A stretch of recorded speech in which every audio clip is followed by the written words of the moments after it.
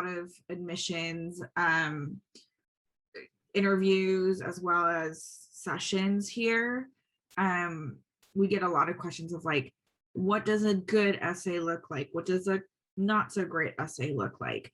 And for me, that's a really hard question to answer because it's not bound by topic. It's not bound by certain elements in the essay. It's more how you present the information. So this is kind of experimental on Alyssa and I's part of like, will people understand what a good essay is via showcasing the first to the 10th draft and you know, kind of seeing the transformation there. Yeah, this is definitely an experiment. Just as Ayaka has said, Ayaka and I have spent a lot of time talking about like there's so many different ways that an essay can be good. It becomes really hard to figure out like how to tell someone to make their essay better, especially when it has to put like especially come straight from the writer. So we are going to dive in and we're going to look at, we have a student's first draft or one of their first drafts, and we are going to read that. We're going to talk about some ways that it's weak and some ways that it's not showing up, and maybe some changes that we would bring up and things that we've talked about. Both of us have worked with this student before, and I don't know about you, Ayaka, but I do remember some potential like places of feedback that we gave them and ways that we wanted to move the story forward. And then we're going to take a look at this student's most recent draft. And I think that this is where it gets kind of like, cool. So I'm going to go ahead and see if I can screen share. Does anybody have, before we do that, does anybody have any questions for us? And I'm going to go ahead and just like leave 60 seconds for like open field. Anything at all, drop in the chat where you're at in your essay writing process. Like, do you have 3 drafts written? Do you have 3 separate essays written? I currently have a personal statement written. I have a diversity statement written. One of the schools that I am applying to is asking for a hardship essay as well. And they're asking for a 4th essay, which is a programmatic contribution essay, which means they want me to write and talk about how I imagine myself contributing to a specific course. So all of those are like sort of floating in my mind right now. Anybody else? Any questions? Yeah, and I can share. I have my personal statement written, and Alyssa, I've told you this. I have a second personal statement that I'm working on. Yes. Can you tell us why you would even start to write a second personal statement? And this is a little bit experimental, but I feel like my first personal statement that I have, it's it's so tight, it's so solid, it's like my tight 5, right? Like in comedy. So it's, you know, I know I've never heard that term before.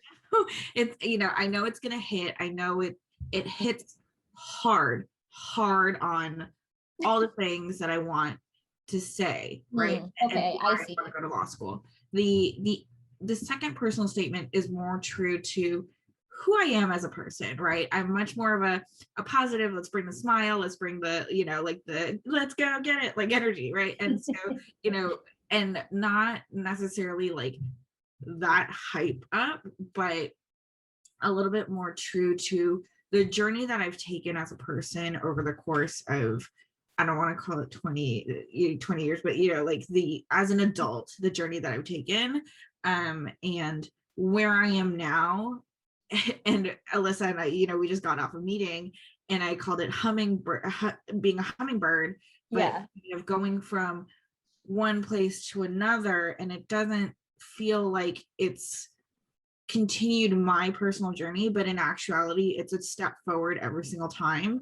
So I want to just like backtrack right now because Ayaka, we just spent an hour together, Ayaka and I, and like talking about essays. And so we know what we're talking about, but just to like slow down for anyone else, like if you are someone who maybe has like a really diverse set of background and like you did this job and maybe this job where you started, Ayaka and I actually see quite a lot of applicants that are studying medicine, and then you can see like a skirt moment in their transcript and like they start to like back it up, and then doesn't matter like what your background is, but what you call that hummingbird effect is like if you maybe have a lot of different things going on and you're trying to figure out, okay, do I look chaotic or like are all of these can I actually create like a storyline of like why this is all happening? And I'll tell you like a great example. I like to say a great example, but it's kind of, it took me a bit to kind of work it through, but you know, I've worked as a English tour guide at the university. I was a fitness instructor. I worked in legal for a very domestic Japanese company.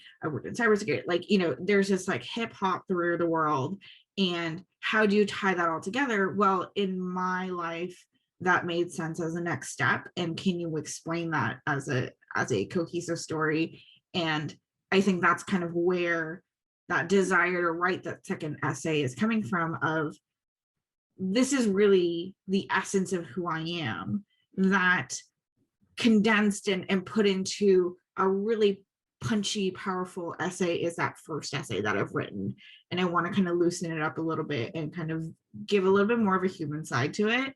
And that's where that second essay is sitting. So I was gonna say that that's interesting that you brought up like a little bit more of a human side to it, because if I had like an edited video and there was like a little pop-up that could be like, another thing that we keep seeing in applicants is that people are writing these like personal statement essays that are really serious, and I am not discounting serious. And then we get on a call with them and they are so personable, or they're so interesting, and they will talk about something that interests them, and I can feel myself leaning into the camera and I'm like, that you should be talking about that. And what they produce to us is like such a formal essay that it makes me, you said it beautifully, Ayaka. We had an essay this week that we were reading and working on together, and the person was using such formal language, and you said this essay has no pace. There's no momentum. There was no momentum in the essay at all, because the person was just kind of like formally saying these really long statements that I can't even bring up off the top of my head right now. But again, that directness and that personalness and bringing that human side to it, it's actually really, it seems like it's hard to do because we're not seeing it a lot. And then people say to us, well, I don't want to come across as unprofessional. And that's what we're trying to dance with. We're trying to figure out how you can be direct and speak and be a person and still be completely professional, because chances are, even if you are writing in your own voice, it's probably not going to come across as unprofessional, because you don't speak like that in a work meeting, for example, probably. Absolutely. So that's kind of the theory behind the second personal statement. Sorry, long about conversation, but that's the theory behind the second personal statement that I'm working on. You know, have the diversity statement. There's a couple addendas that I'm working, well, one addenda that I'm working on. And a couple like school specific essays, but that's kind of where I'm sitting. Nice. You know what, off the top of my head, because I just don't want to forget to say this ever, is that recently I thought that I needed to write a GPA addenda, because I have a certain, like, there was a lot that I was doing in my undergraduate career that doesn't show up on the transcript. And there's just this gap of where I was and where I was spending my time. And it's not showing, it wasn't showing up on the resume. It wasn't showing up on the transcript, but it's valid. And I really was spending my time doing that. And I recently was just working with someone and trying to figure out, like, where do we put this? And I was going to write a GPA addendum, but actually, after like speaking over this with my peer, we figured out it could actually fit on my resume. And so I wanted to just like shout that out, that, like, you don't have to put only school or only work on your resume. You can legitimately say, like, I also spent my time doing this. And that was a really exciting moment for me. So it seems like both of us have had like kind of like this like evolution of maybe like what we thought had to happen in our application and kind of like how we think about it now. Absolutely. Okay. It looks like we have a comment in the chat too that Claudia is in her 6th draft. That's great. Yeah, good for you. Yeah, did you're welcome to kind of just give us a thumbs up and we'll move on, or did you want to unmute and like tell us more about that? Yeah, so not a traditional student by all means of the world. Working on family, everything, an entire life, beyond the door that's right here next to me. So yeah, I've been on this for a while. My entire desire since I was small is to go to law school, and I do work in a legal profession, executive vice president at a company, and trying to do everything all at once. So there it is. It is chaotic, and as Ayaka says, the hummingbird effect, right? You have everything. So trying to narrow down, what do they want to know about me? What do they want to see? And so I have all these drafts of different pieces of how do I come across it in a statement where it's authentic. Yeah. And I think that that's for me where I'm struggling the most, is to come out as authentic, personable and professional, and also introduce a side of me that I think I'm still trying to figure out who I am, because they're going to ask, why law school, right? Why law school? And it's like, you don't want to answer the same question that everybody answers, but it's being real. And I think that's for me, the biggest thing is, how do I come off as real in a statement?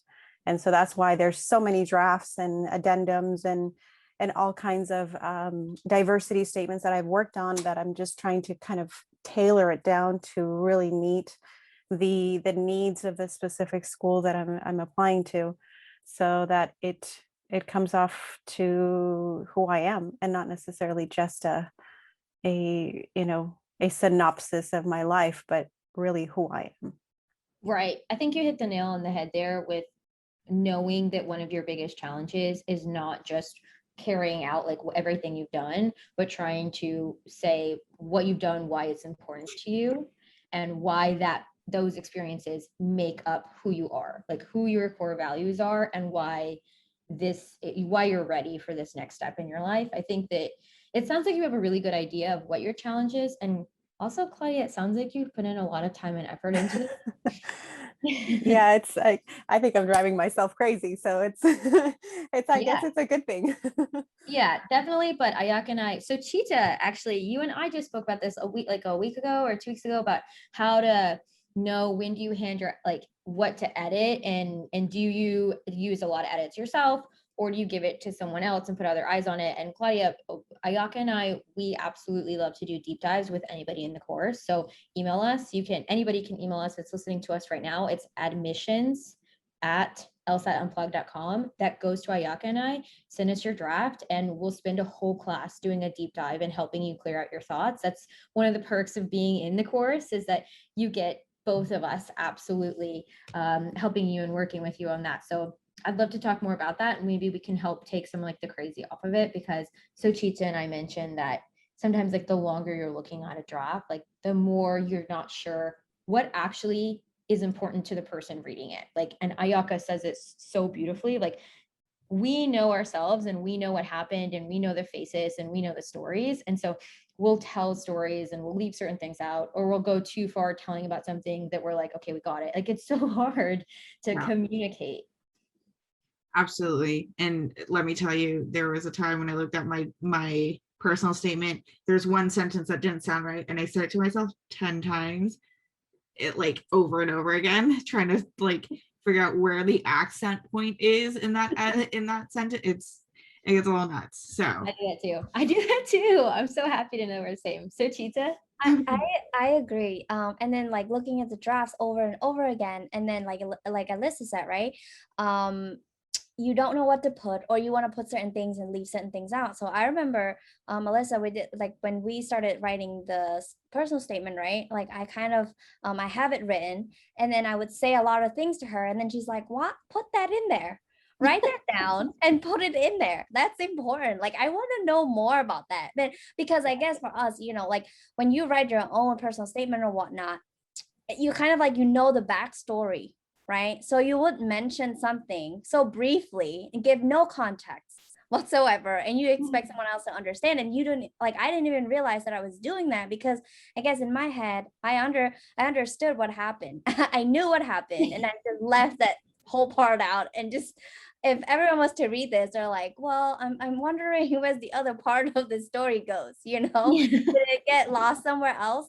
And the other thing too that I like, that's something that Ayaka and both Alyssa said a few weeks ago, during one of these personal statement session, is that not only having like talking to your peers who you're comfortable with, your friends, your family, but also like if you're comfortable sending it to someone who doesn't know you, right? So when they read it, they kind of give you like I guess you want to let them know like, hey, I want as honest. Don't be afraid. For me personally, like don't be afraid to offend me. Just like give me reviews and feedbacks and honest opinions, right? So that's something that I learned, and that I think is really definitely helpful in terms of writing your personal statement. Definitely. I think if you want a competitive personal statement, you absolutely have to have multiple people looking at it. Absolutely. No brainer. Okay, let's look at this first draft, and then we'll Ayaka and I will talk about like what we would have told this person and what we did tell this person, and like see where currently it's kind of at. So I'm going to share my screen. All right. Can everyone see this? Yes. Okay, nice. I'm going to read this out. I have it pre-booked. Okay, so here we go. Oh, give me one moment here. Let's see. All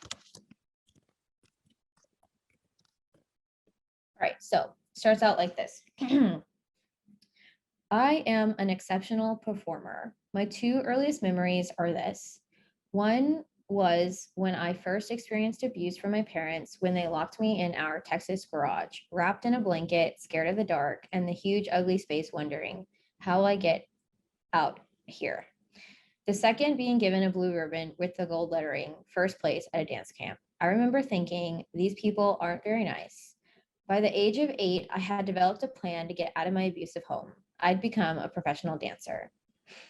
The summer before 5th grade, I wrote out nutritional plans from information I found in my school's library books. I wrote a fitness plan for myself and burned a mix CD for my workouts. Each song had an intention, with one song for cardio, one song for stretching, one for practicing ballet technique. By age 10, I had stopped attending school friend birthday parties on the weekends, saving those days for training. During the summers, I volunteered to assist the youth classes from 2 o'clock to 5:30 p.m., then take my own classes 5:30 to 7:30, and I'd sit in on the most advanced classes saved for the teenagers from 7:30 to 10 p.m. I did this 5 days a week. The other 2 days a week, I stayed at the dance studio, dancing in my own practices and sitting in on all the others from 5:30 in the morning until the last dance ran at 5:30 in the evening. I was accepted into a dance program.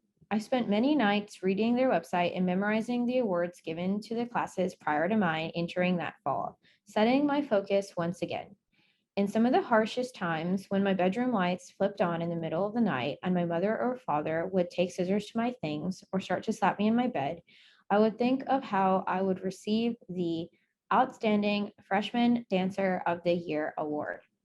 By the end of my time at school, I received Outstanding Freshman Dancer of the Year award, Phoenix Award, Phenomenal Recovery from Injury, Outstanding Choreographer 2 times, and Outstanding Performance Awards.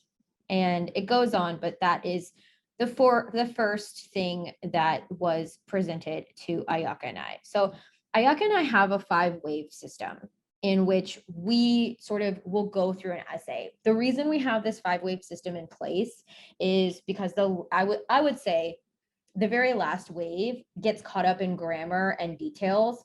And when we start to get too close looking in on that in terms of the first thing that we like our plan of attack, we really miss the opportunity to even start out with, is this topic and is this content really effective and working for this person? Like, does this put this person in a good light? So our first wave has to do with like topic selection and content. So Ayaka, what would you say about the content and the topic of this? I think when we first took a look at this, it was very much in the conversation of like, does it answer whether you want to go to law school or not? Clearly, not a clear 100% answer here. And we always come back to this question of like, is that important? Is that 100% necessary in an essay? I think 99.9% of essays, yes. There's that 0.1% that you don't need that answer. and the qualities that you talk about in an essay kind of answers that question for you. So I think this is one where it could lean in that direction of, clearly this person is dedicated. They've done their research at a very young age, done their research, have committed so much to this profession that they've gone for. Now, so that's kind of where I'm like, in okay, terms of like topic. Yeah. yeah, And yeah, I would say that in terms of topic and content, I think that it does well in terms of like selecting something that maybe only this person could talk about. Like, I'm not seeing generic statements or saying like, this is what everybody goes through. So I do like that they're bringing it out from their own perspective, and like they're just like bringing out their own account. Now, that being said, I think that the personal accounts in this is just way too narrowed in. Number one, in a childhood timeline. This is just, I don't know how old this person is, but like talking about the summer before 5th grade, unless this person is applying for law school in 6th or 7th grade, like that's a really weak statement to bring out in terms of like an example of showcasing themselves. So I understand, like I see this a lot actually in applications where somebody's trying to build a childhood timeline in order to prove a lifetime issue or like a lifetime journey, or like saying, or like even trying to prove like tenacity or some sort of change of perspective. Like they are trying to use time as a weight, like a weight that proves that they really are meaning what they say. And I think that what you and I always find, Ayaka, is that who you are presently, you are the person that is asking to go to law school. You are the person right here, right now. And so the closer you can get into, we just talked about this, taking ownership over who you are right now and taking ownership and processing that, you're going to be a little bit better off for it. Yeah, absolutely. And I think, a lot of times, even I have that origin moment of like, I did mock trial in high school, and, that's kind of the spark and interest. I write nothing about that, right? And it's just, and it's a result of the high school self is not applying to law school, right? The person who has lived a lifetime after that moment is applying to law school. So that's kind of why I get really iffy on childhood memory, and being that's the reason why you're going to law school. Not that this person has done that, but it's very tailored. I actually like that point that you make, because again, Ayaka and I are not saying that you can't talk about childhood. You absolutely can. I think that making it for a purpose and not making it like the center of the story. Like what I have in terms of the problem I have with this particular essay is that it is very like child centric in terms of their timeline, in terms of their origin story. And I'm just going to talk about content again. The 3rd paragraph, it absolutely just goes into resume mode. It's almost as though this person like mentally crashes and like doesn't know like what else to talk about, and so kind of just starts to like recount maybe like something that they did get, or like something that they went through, where it absolutely, like I feel like this essay is missing a lot, and like it does go on just a little bit, but this I'm actually not surprised that this person crashes, because they spent so much time in a childhood timeline. To me, it probably looks like they don't even know where to go from here. For sure. And I think, the listing of stuff, that all adds to it. What I do like to commend is, kind of the ownership of this person took with saying, I am an exceptional performer. And, I've said it quite a few months ago, but it's like, this is the point where you can flex who you are, right? There's no one out there on admission saying, this person is not a great performer because this person didn't do X, Y, and Z. Like there's no one out there doing that. And for you to be able to say, I am an exceptional performer, I think that shows ownership in this person, and saying, and awareness. The one piece that I do have with this, and this is in terms of content, and I understand this is the first draft, so it's not the biggest issue at this point, but there's this slight shadow of abuse in the background. In that mentioned once in the first paragraph, it's taken out, and then it's mentioned again in the 3rd. Now, this is not something that I'm going to say like you can't talk about. You can talk about it. but I can't see commitment to that subject in this essay. If this Mm. wanted to talk about it, they need to commit to it. If not, take it out because it's distracting from the story. I think that that's really interesting point that you make, and I'm going to kind of back it up for a second.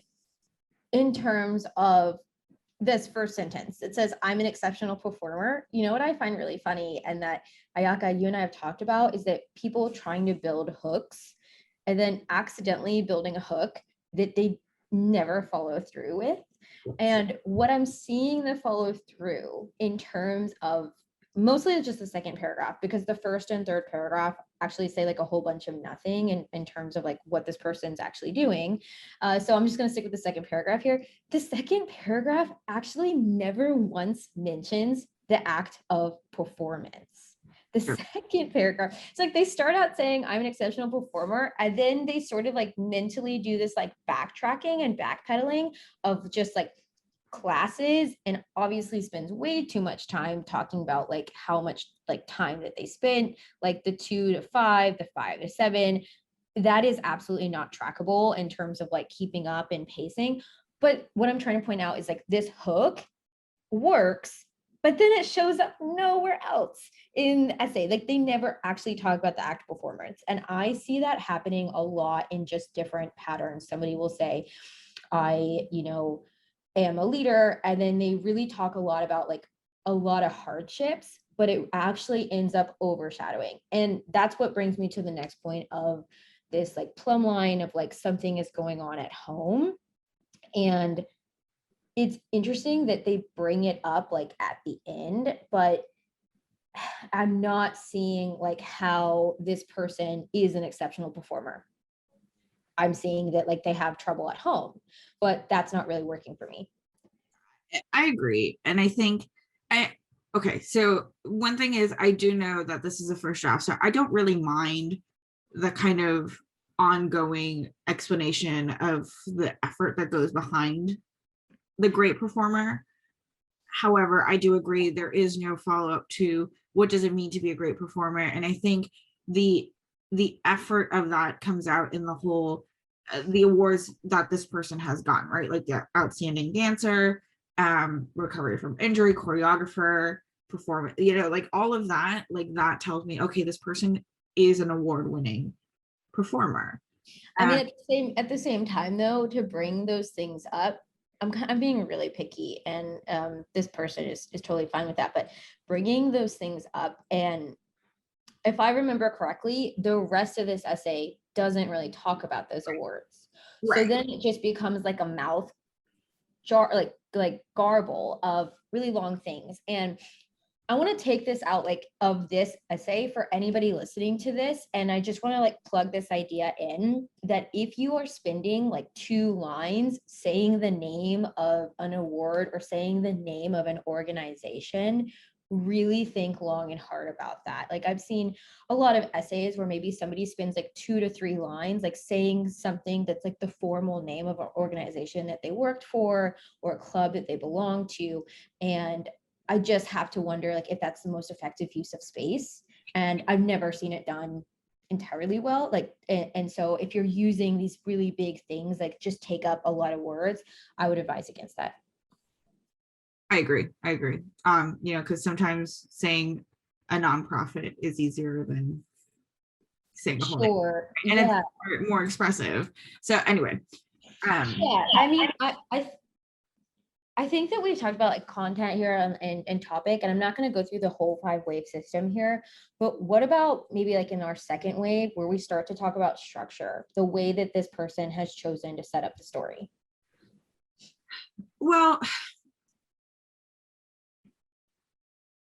I think, sorry, not to rewind, but before we get to structure, I think where this essay is headed is, I think, of like a personality strong essay, right? Like this person is saying, I am a strong person. I can get through all this stuff that this person has gone through.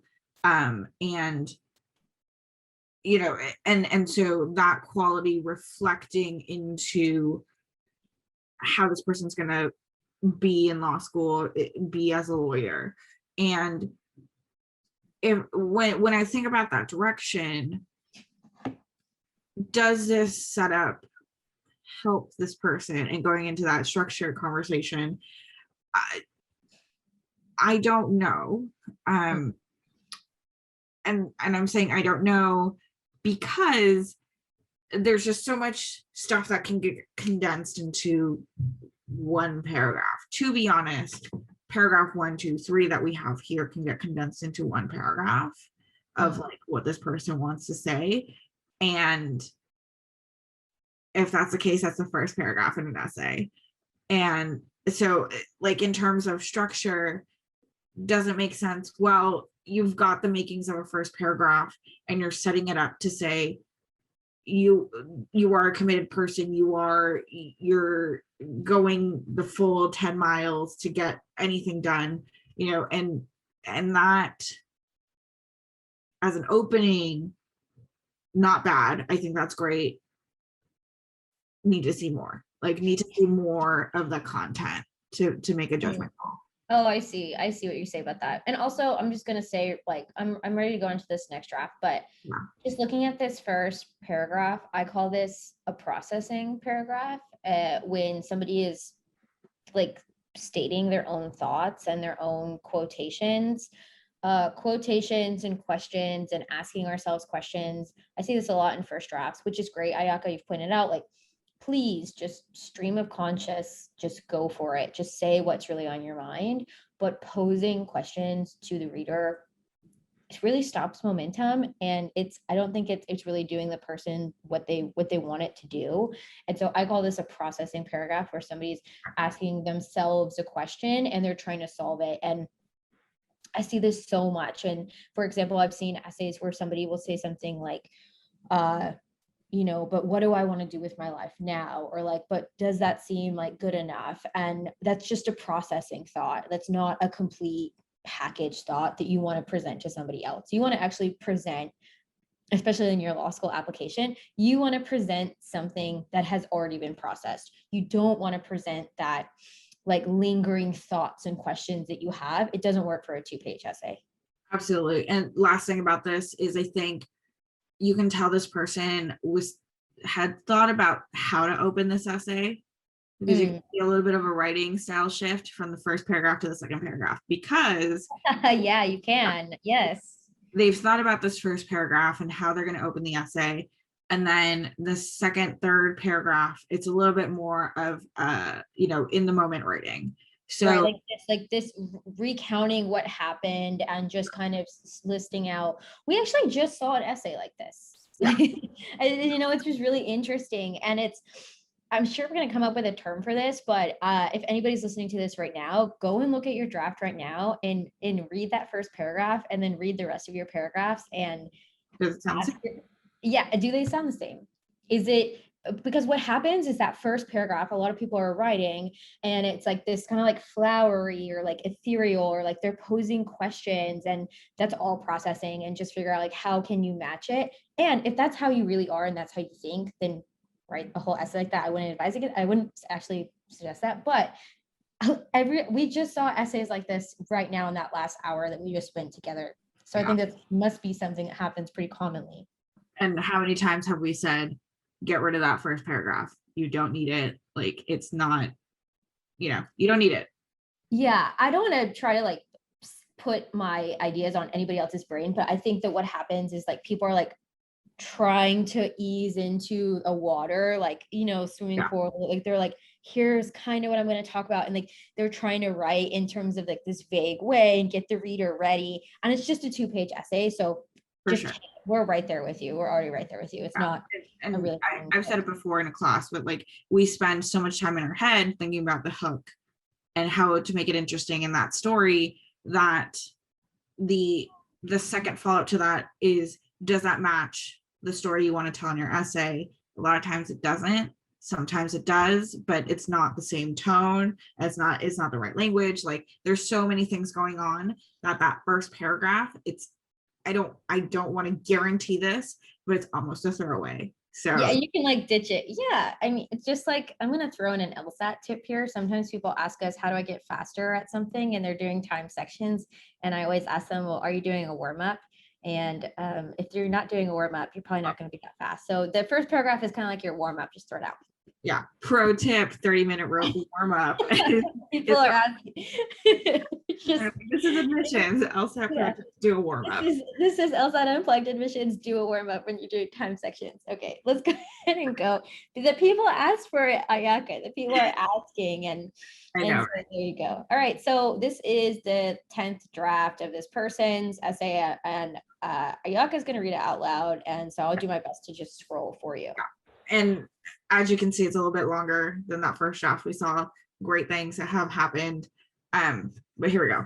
So, and I talk fast. So, okay. A little over 2 decades ago, I became obsessed with professionalism. My experiences at home were broadcast among my peers as strict, and a euphemism for domestic violence. My response to the problem was straightforward: become a professional dancer. It was a youth favoring career requiring grit, commitment, and teamwork. I thrived in the harsh environment and loved the communal effort of competition. My nickname, Focus, was earned quickly. I memorized every routine I was and was not in. I volunteered for every class and asked to watch every alternative practice I was not enrolled in, using the long hours to learn more. When I thoroughly found out I was flat-footed and not flexible enough to qualify for extensions during a performance, I spent daily allocated time in my Texas bedroom performing sit-ups and leg splits. Shortly thereafter, I began to accept scholarships to train in both New York and Los Angeles. I became reliable. During my time in undergraduate school, choreographers requested me so often that the faculty held an emergency meeting, anticipating any injuries worsening if I was requested at the same pace as the year before. They asked me to take the fall semester off. In that time, I brought a notebook with me everywhere, detailing how the body swings with gravity, somatically approaching choreography. Upon my return, people mistook my charisma on stage for a spur of the moment inspiration. It was from hours of organization and studying the work down to when to take a breath. One of my most rewarding performances happened when the choreographer asked me to walk around a stage imagining love for 6 minutes. The other dancers performed outrageous stunts, flipping one another, legs reaching the sky while twirling and jumping and reaching dramatically all around me. The piece ended with me finally overcome with the love I was seeking. I expanded my legs and arms, allowing my head to reach back while my leg reached forward, stretching, finally free, all in slow motion. I was described as magnetic and nuanced in the textures of complex performance. Some audience members shared that they were in tears by the end of that piece. I felt moved. And yet, after 2 decades of certainty towards a goal, I was caught by surprise. I was walking down the street of the Mission neighborhood in San Francisco and proudly saw myself on posters outside the Mexican Sweetbread Cafe. A local reporter was interviewing me. He asked me how it felt to work in a job where I got to be me. My mind startled. I left that night wondering what it meant to finally be myself, as the reporter had suggested. I thought of the unpleasant ways I had come to build my skill set of mental resilience, the strength that contributed to my artistic distinction. In the middle of nights filled with assault, I had concentrated on freedom. When my parents performed acts meant to terrorize, I used my imagination. I stayed focused.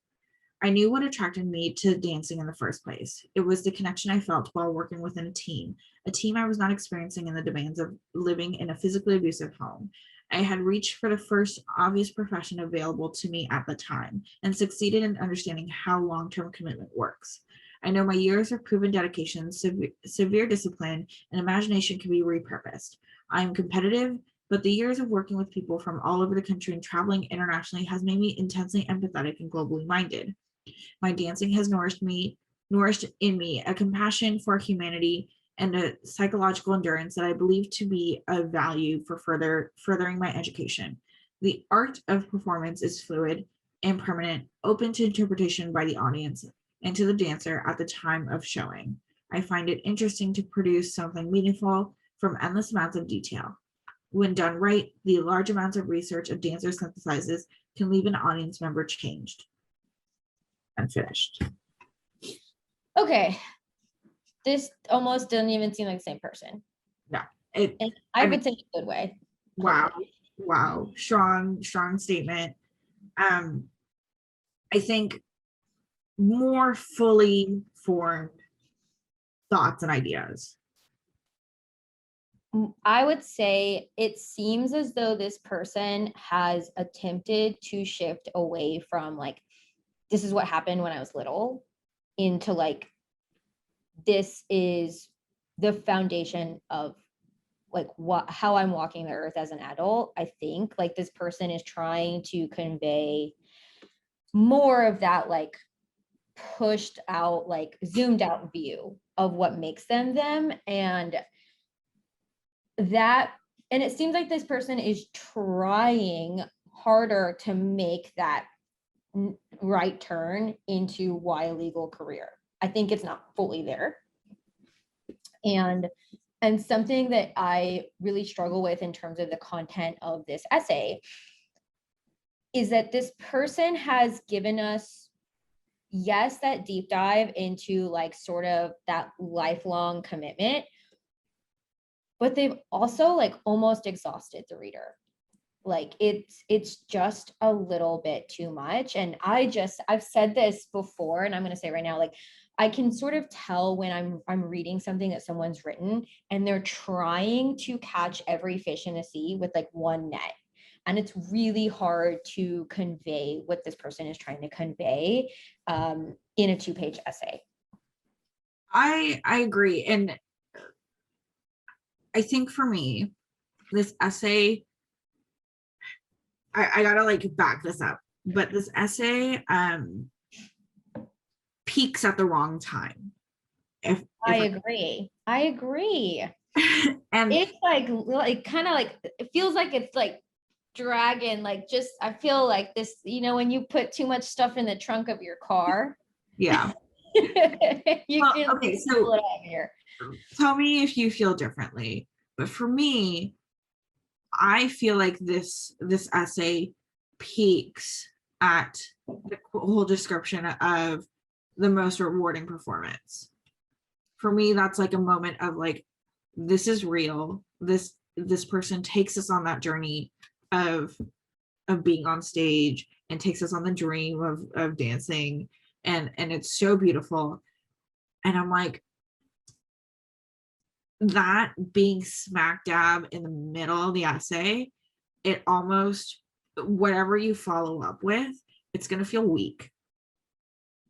And Wait, that's when I did say you say whatever you follow up with, or what, all the stuff before that? Because I'm like, the stuff before it feels so like, it peaks at this moment, and then it's almost like you're released from that beautiful moment, and it's like, well, crap. So that's kind of, and you know, I can kind of tell where this person is going in terms of that switch to law school. Understand, like it makes sense to me, but because this moment is so beautiful and so rich, I'm like, there needs to be a little bit more space between this moment and that law school piece. you know, what I just got like interested about when you were talking is that when you were talking about the peak and like that, like, it's funny because when you were reading it out loud and you're like, agree with me, you know, or not, when you were reading out loud, you almost like roller coastered up when you said one of my most rewarding. And that's actually something that I find that you and I are actually kind of continuously asking applicants to do more of. Like, what part of that experience was the most exciting to you? Or like, what part of that mattered to you? Because when they do get stuck, like this person did in that first, like, if we look back at the first draft, like they're telling us about all these awards, but they don't actually tell us, like, did those matter to you? Like, or like, was that hard to get? Like, they're just recounting. And so I think what we're both feeling from this fourth paragraph is like, this is why I was doing that. And I just kind of like randomly in my mind played around with like, what if, I don't know, Ayaka, what do you think about this? What do you think of like that was the hook paragraph? Like it starts out. You're saying you're gonna say the same thing. Same person. I'm like, you should open with this because number one, it's not pretentious. and it's telling us who you are as a dancer. Like and takes that- us right there. right. And you're still saying you're different from other dancers, right? And so it's kind of differentiating, it's differentiating you in that way, on top of you're a dancer trying to go to law school, right? So this switch happening, I think that would be a great way to open this essay for this person. It's so crazy that like you said that, because we've both like looked at this essay before. I have been trying to figure out like, how does this person it feels like they're like driving this like little like car, and like they're trying so hard to make that turn into like why law school, and it's like, why is that not quite working? And I think you're right about that, being they're trying to kind of bring up these really important parts in their life, but it's like being backed up next to each other structurally in the essay. Whereas like those first 3 paragraphs definitely paint this person's mindset, which I think is really important. I think that like what they bring up in the end, when they're talking about like this person, they have a psychological endurance. That to me makes a lot of sense of like why this person would make that statement. They do, it seems like. And you know, anytime somebody's like creating a life of sport or athleticism, like we know that. But I think it would be interesting, like play around, like making that 4th paragraph actually the top, and maybe seeing where those other paragraphs like fit in to maybe tell their story. But I would start there. Yeah, I think it would be interesting to kind of cut that essay at that 4th paragraph, bring it to the forefront, and then give a little space between, because it's such a lovely moment that's happening. And you know, we just talked about momentum a little bit, but this one that has so much momentum to it that if you kind of slowed it down, it would be like like a screeching stop. So I think you need to ease that, you know, don't lose the momentum, but move that conversation in a way towards that law school dream that is happening. Yeah, I agree. And you know what? I think that this essay is teetering. I have seen essays before where maybe somebody, excuse me, I have the hiccups. I've seen somebody maybe like experience something either very intense or serious, or maybe like something that took over a long period of their time. Like for example, something that's very respectable is maybe like becoming a caretaker for a family member over the course of a few years, or maybe experiencing something traumatic, or anything that takes a lot of time. And something that I see happen with applicants is that they accidentally or maybe purposely stylistically try to place that burden on the reader by like trying to drive home like it wasn't just this one day, it was like day after day after day. And I think that this essay doesn't fall into the category of trying to burden the reader, but I think it's like dangerously teetering on like trying to drive home like how it was day after day. So I don't think it's doing that yet, but I would tell this applicant like just be careful. Like I would, oh, this sounds like kind of silly, I don't know, Ayaka, if you agree with me, but I would be like, don't put any more hardships in there. Like whoa, like kind of like be really careful. Like you're starting to almost like try to burden the reader, and like just try to figure out how to pace this where you can say like, yes, this really was an intense like span, but also like try to just bring us here, like why law school. Yeah, and you know, I know earlier in that first draft I was like, you know, the heavy subject of abuse, it's in there, and I kind of like the way that it's presented in this draft here, in that it's not it's not like the hidden dragon, right? Like it's just it's a fact of this person's life, and they're, you know, it's just there. And the essay comes back to that idea of like, this was sort of not an escapism, but kind of this ability to connect in a way that you couldn't connect in the family. So that's kind of, I understand that distinction that this writer made. Here, I think where I get a little tired reading is the second and third paragraph of like, okay, flat-footed, not flexible enough, so you're working on it, and then you have I don't know if it's injury, okay, so any injuries worsening, so not, it's almost like, okay, yeah, we get it. I understand they're two separate things, but in the realm of working on something that, you know, is potentially a career ender, like, you know, that I get. So, and you know, Like, as, you know what? go ahead. Go ahead. No, I was going to say, I agree. I also get tired in the second and third paragraph. And you know what I think it is? I think that the writer is trying to showcase like barriers, but they did it like kind of, they could do it better. Like, I feel like it's like done a little bit poorly. Like, they're kind of like trying to be like, well, there are these barriers, and like, this is how I kind of like overcame those. And you and I have spent some time talking about this idea of like, it is really hard to figure out what details to bring forward and what to leave out. And so if I were giving advice to this applicant, I would say like, just spend like a little bit more time. Like, can you give one better barrier instead of like two little ones?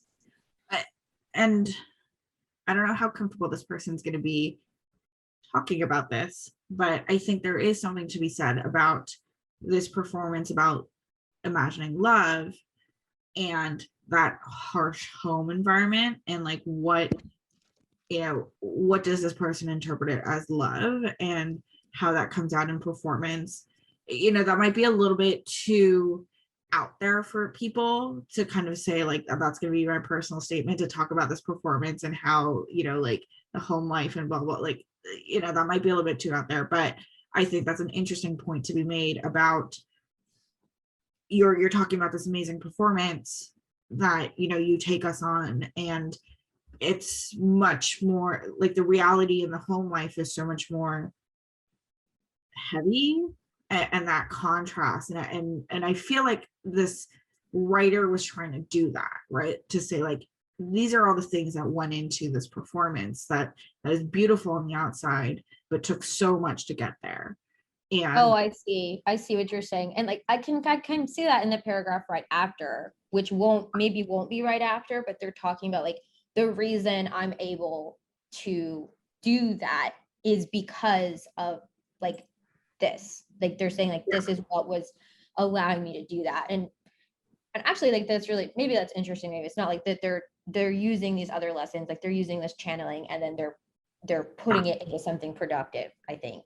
yeah, because I think what this person is saying in that last two paragraphs is like, this dedication to dance wasn't it, like, yes, it's a love of dance, but also there's this sort of moment in that home life that isn't great, and so there's this community out there that they can lean on and be part of and be connected, and that tells me that there's a lot more going on that kind of culminates to this performance, right? So I think that how to present that is probably a like puzzle that we still need to figure out, of like, okay, let's cut the strips of paragraphs out and rearrange it and see how it fits. Definitely. And I think the last thing I'd say about this is, it seems like this person really loves dance.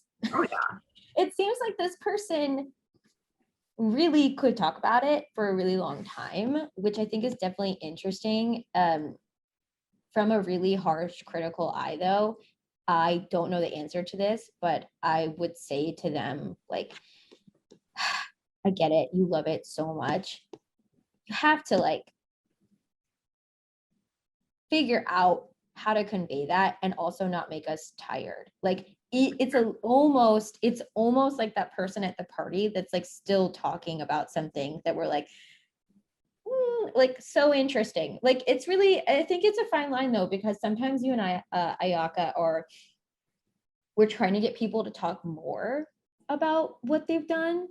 And I think that this person has achieved that. And now it's kind of time to like figure out in a way, this person is in a really tough spot, I think, because this is like where, if this was a sculpture, you're like trying to just chisel like tiny things away to kind of formulate it. We have a comment in the chat from Suchita here that says, there's so much here about their dancing career. And as Ayaka was reading it, I kept expecting to find a turn towards why law school or switch in career, but I don't see that. I understand that it's unfinished. I would even suggest to start with why they want to go to law school and then explain their switch in career from dancing to law. That's really, I love that idea. And maybe even if that's not, that could be the final essay. And even if it's not the final essay, I think that that's like the perfect exercise for this person. It feels like I can definitely see like this person could be a good candidate for law school. Like it seems like they're able to push themselves past discomfort and also like figure out how to stick with something. Yeah. But I feel like there's still quite a bit of work to be done. And it's to me, it's insane how this went to this. I don't know how long this person spent on it, but they still have some more work to do. Yeah. And I think you're right, Suchita, in that like that turn to law school, that's going to really, I think with this specific draft, that would really make or break this. Yeah. In mind here. Make or break it. Yeah, I think so too. I think this person has some like choices to make and some things to do. I mean, granted, it's a little long, so it does need to go a little short. So, you got to cut a little bit, but I think this person's doing a great job taking that original idea to this form. Or what needs to be added is really, well, that's the thing. It's like, is it absolutely necessary to add a law school piece to it? I think it depends on how this person wants to end the essay. I agree. I think that from reading like the first draft to the 10th draft, this person has showed a lot, right? And even like, from the first draft, it's like guess when this person mentioning like domestic violence, I can even see reading this, like they can skim it to 1 or 2 sentences. And it's like, it blew my mind. It's amazing to me, and I think, I guess for me is like, as Ayaka was reading it, I expect to find that turn. But and like you guys, you both were mentioning it, like it's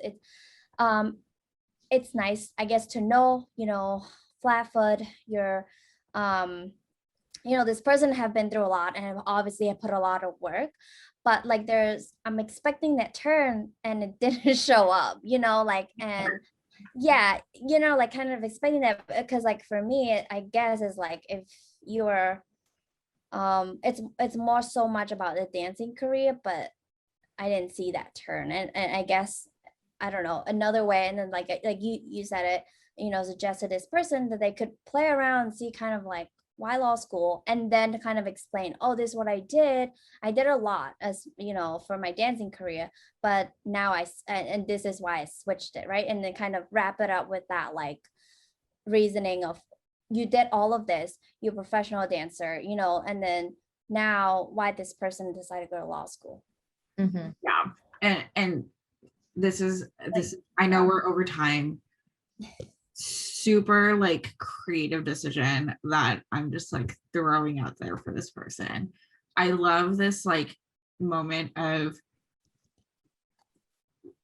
figuring out when to take a breath, right? And that I totally understand, because like when a lot of times when you're talking in front of people, I have the little commas of like where I can take a pause and breathe and all that, right? Singers have to do that, right? Yeah.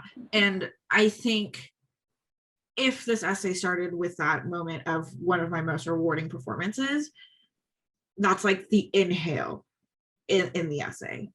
Mm-hmm. And then, but I don't want the essay to end in an exhale, because that feels a little weak. So there needs to be a moment of another moment in this essay, and that's what I'm looking for. And I think that's the challenge with this essay, and it would be wonderful. I don't know if it can be creatively done. I know I'm asking for a lot, but if we can do some sort of, not a metaphor, but this kind of like echoing of breath in the essay, it would be a beautiful essay in that way. But that's just a creative moment that's like beyond content and beyond anything. Like, that's not gonna make it, it would sound better, it would feel better, it would roll off better. It's just not, in terms of content, not necessary. Ayaka, you're such a beautiful commentator. I'm like, I want it to be so much. We can do it. We can do it. Yeah, I think what's really interesting is that this applicant has clearly, like, I don't know what they, this, where they want to take it. But it seems like this is actually where it gets harder. And I think that draft is where Ayaka and I want to see everyone at some point or another, is figuring out how to create that breadth in the essay. And that's why we want to talk to everyone. That's why we want to work with you all so much. And that's why we want to look at your essays, because this person, I have to be completely honest, if I had seen their first draft, I don't think I would have expected them to be able to write a draft that looks like the 10th draft. And that was done strictly by just us, Ayaka and I, talking and figuring out how to get this essay to a better place. And as well as with Sochita. Sochita's been in the room also with this applicant. And that's what consultants do. That's what we do. And so we want to do that. Email us at admissions@lsatunplugged.com. If you're in the course, send us your drafts and we'll spend an entire hour working with you, just like we just did with that applicant. Thanks for tuning into the show. Please subscribe if you haven't done so already to be notified of new episodes as I release them. And feel free to reach out if you need anything at all as you move forward with your prep.